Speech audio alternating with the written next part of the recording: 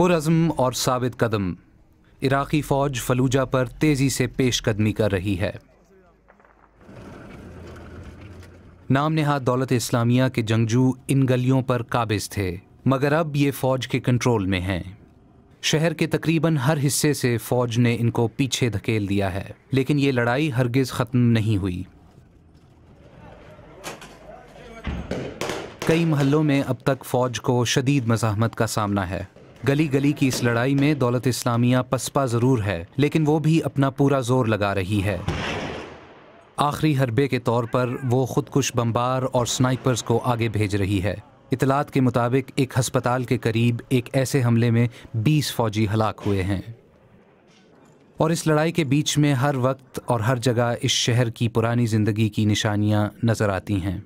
लोगों के घर, दुकानें, दफातर अब इस मैदान जंग में महज खंडरात बन के रह गए हैं।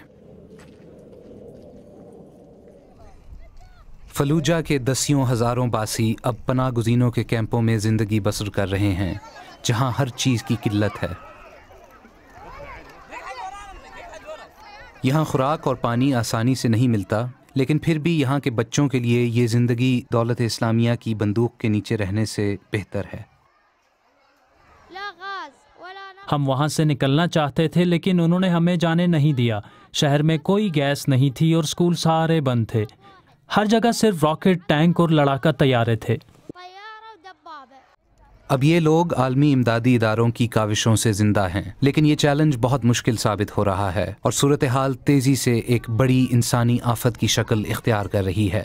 We are concerned right now as we speak. There are thousands without any tents, without any. हज़ारों लोग खुले आसमान के नीचे सो रहे हैं। इनके पास खैमे तक नहीं हैं और अब रेत के तूफान और शदीद गर्मी की वजह से सूरत हाल और भी बिगड़ रही है और लेटरीन और सेहत के इंतजामात भी बिल्कुल नहीं हैं। अगले कुछ घंटों में हमें और वसाइल नहीं मिलते तो मामला तबाही की तरफ जा रहा है। If we don't get those in order in the next hours, it is going to be catastrophic.